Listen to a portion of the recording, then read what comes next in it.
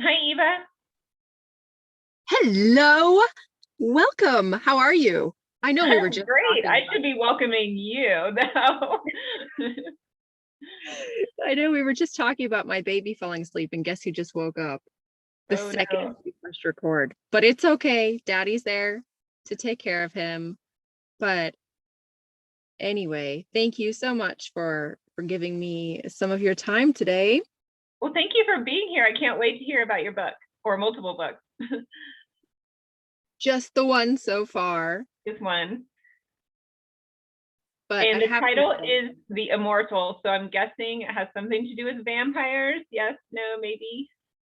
no, it Oh, actually doesn't have anything to do with vampires, which is kind of a twist to your traditional immortal telling. And this has Vikings in it, and they're not vampires. They are cannibals, but not quite the same thing. no, you're right. And they gain their immortality by eating the heart of a water horse or Nike, which is old mythology in the Viking and Norse traditions, but you might know them as the Loch Ness Monster in today's terminology. And so, yes, that was a side effect of eating the heart. They wanted to become invulnerable, ended up becoming immortal.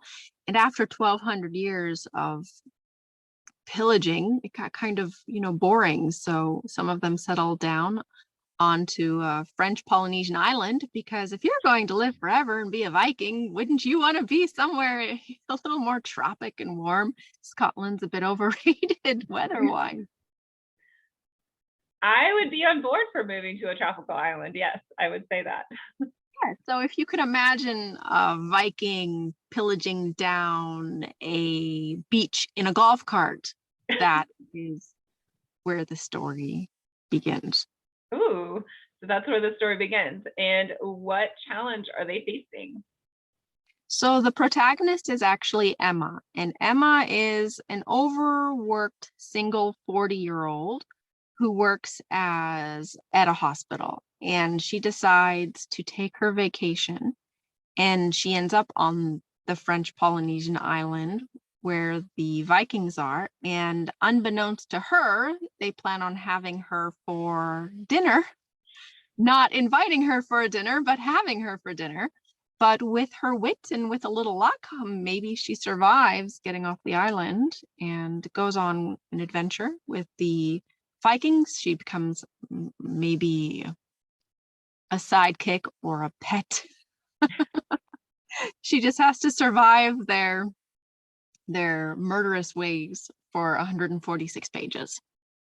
Wow, that is such a cool story and such a creative twist on immortals and Vikings and contemporary fantasy. Thank you. It came to me in a dream. I never meant to write it, but I couldn't stop daydreaming about the nightmare. And so I said, I'm just going to write a paragraph to get it out of my head. And then 6 weeks later, I had the first manuscript finished. I love hearing stories like that. That's so fun. And then I told my husband I'm never doing it again, especially after editing. It was such up and down, such a euphoric thing to say, "Yay, I wrote a book," and then such a scary, intimidating thing to say, "Oh man, it's a hot mess. How am I going to turn this into something readable?" Then that the whole, what the heck was I thinking?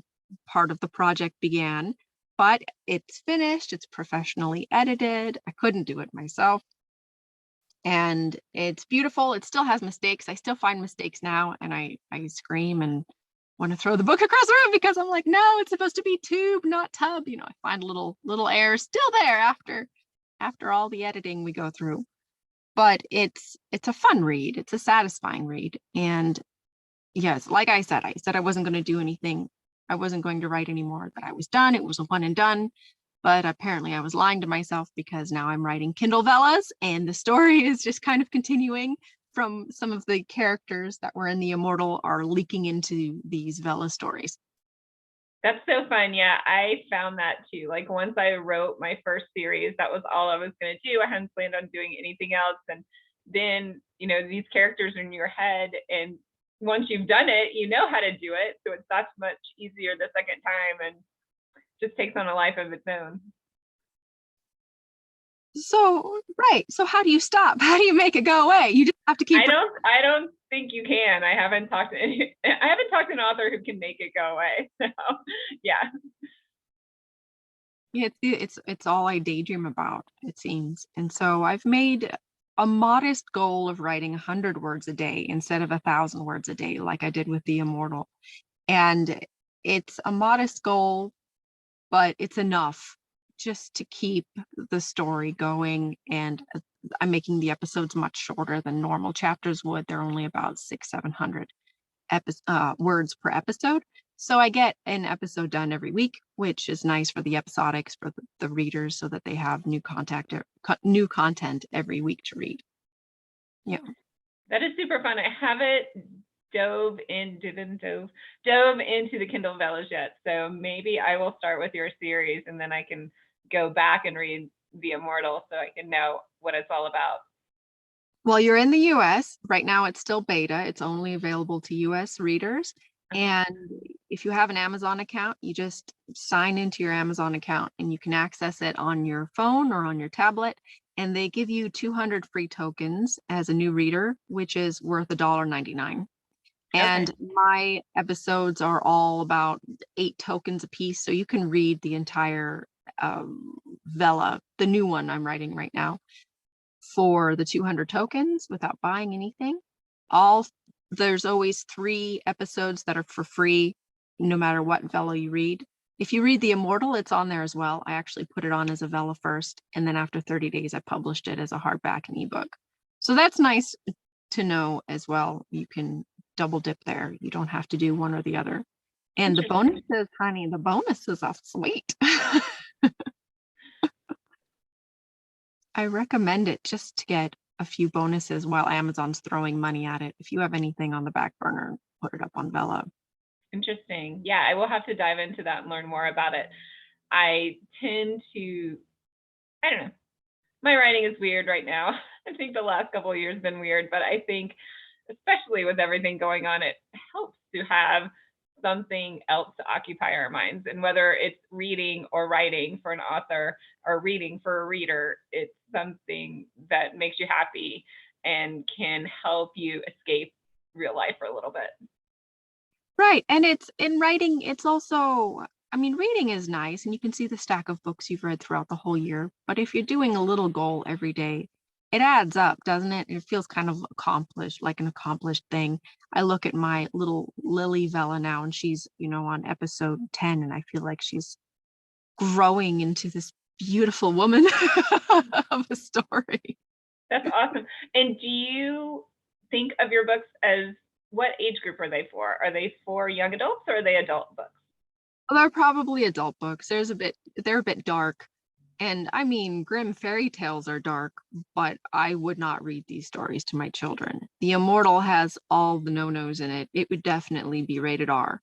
Vela put it in the, what is that? Erotic cat.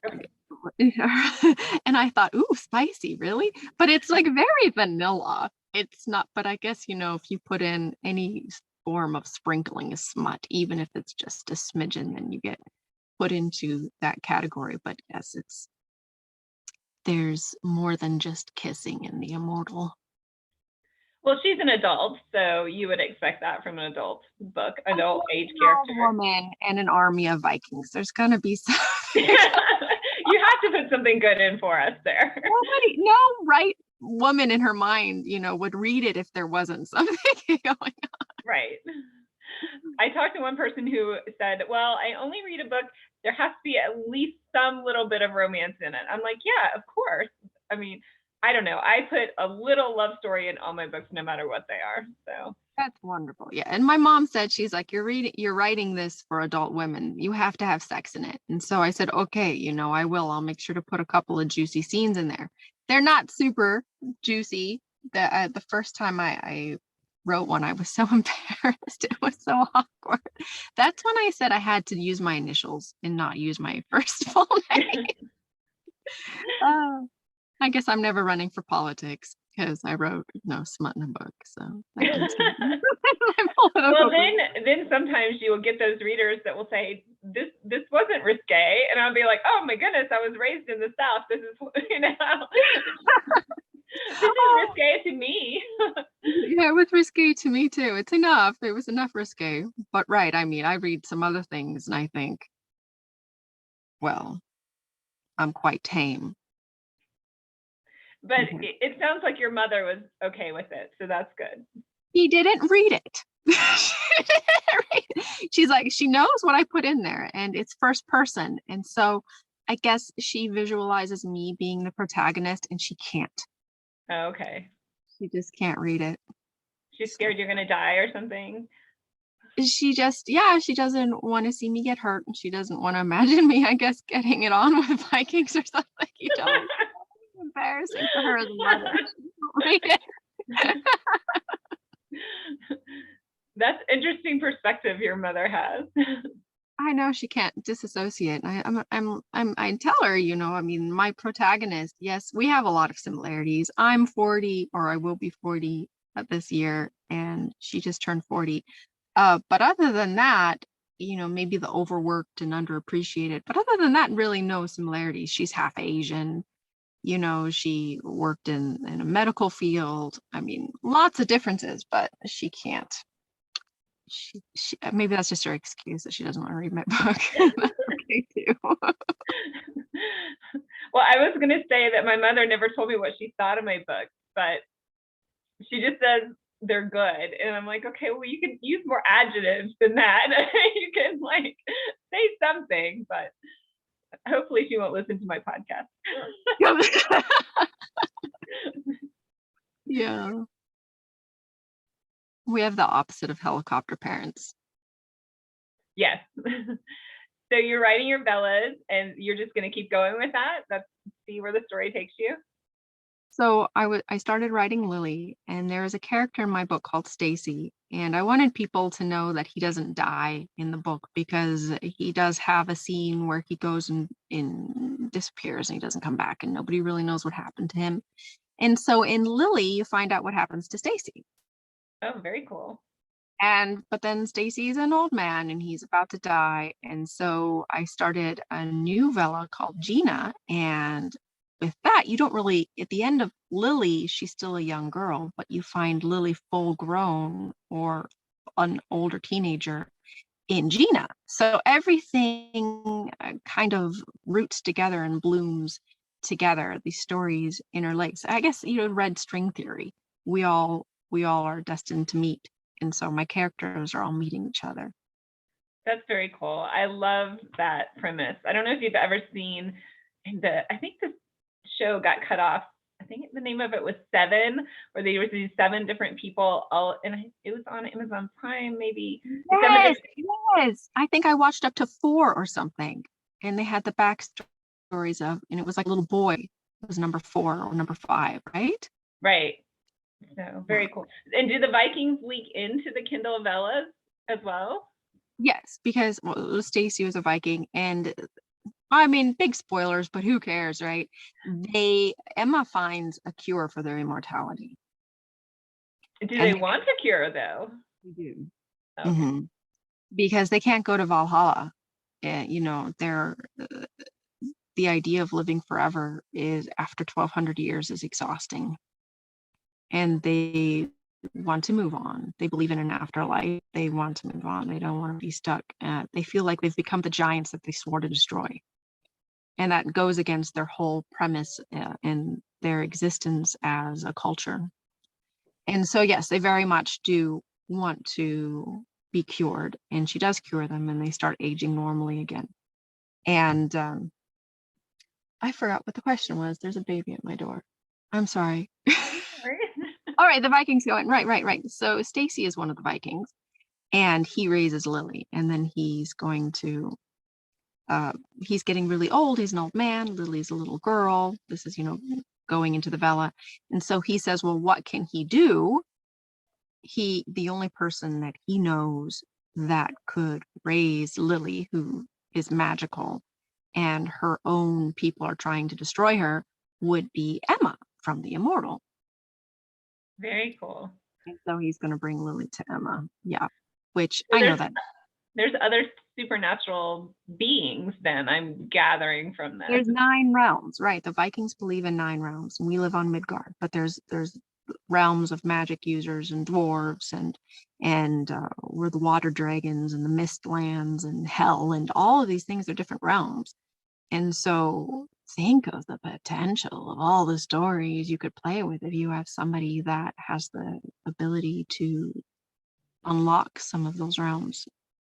Very cool. Yeah, so I write a Fae series as well, and in my Fae series, I have realms: Lower Earth, which is the realm of hell, basically; Middle Earth, which is the Fae realm, which is directly under our realm, and the Fae access it through fairy rings, not surprisingly; and then Upper Earth, which is the human realm. So that's kind of a little bit of tying into that realm,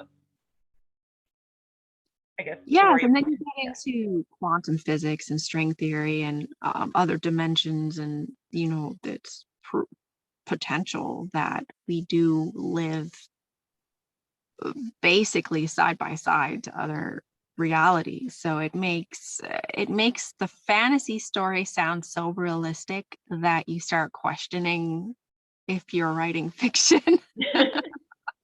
I love those stories. I love watching those shows, and I love reading them too. So that's super fun. I was talking to another Fae author, and her Fae realm was above the human realm, and they got there through these shimmers. And so, yeah, we were fangirling out over how we could like cross our realms together. It was fun. Yes, realm crossover.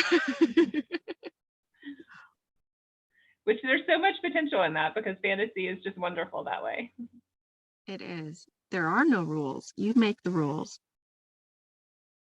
Do you have anything else that you would like your readers to know? My big question I usually ask authors is, what do you want your readers to experience or take away from reading your books or Bella's? I just want you to have a good time. It's entertaining. It's not life-changing. It's just a short, satisfying read that will hopefully empower you and make you feel like you have arrived. Very cool. I am definitely checking these out. So tell us how we can find you, or tell the readers how they can find you. So e.g.creel on Amazon, and the ebook or hardbook will pop up Barnes and Nobles. I'm also on Google Reads if you prefer to download through Google. And I'm on Goodreads. I have a couple of reviews. Anyone who wants to be my friend, please be my friend. I would love that very much, because I am new and I don't know anybody. Well, I will definitely look you up right after the show. Okay, thank you so very much. And yes, I do hope that you come on to the Vela train. It's a very supportive group. It seems to be that mostly authors are reading each other's stories at the moment, but it's a lot of fun, because then you meet friends that way, and like you said, fangirling kind of for some of the authors that are writing things, and it's a nice way. It breaks the fourth wall. You can talk with the authors and get their input directly and hear their thoughts and the things going on behind the scenes, which is kind of unattainable, it seems, in any other platform. That's very cool. I'm definitely gonna have to get on Vela, and that's what I want to do with this podcast, is get the story behind the story. So that I love talking to authors and hearing how they create their worlds, and the myth and the legend and their thought behind all of that. Yeah, sometimes you just accidentally step into creative vomit. And the only way to get it off your shoes by writing it all down. Definitely agree. Well, thank you so much for being here today. Thank you. Anytime. And we'll see you soon online. All right. Sounds like a plan. Thanks. Bye.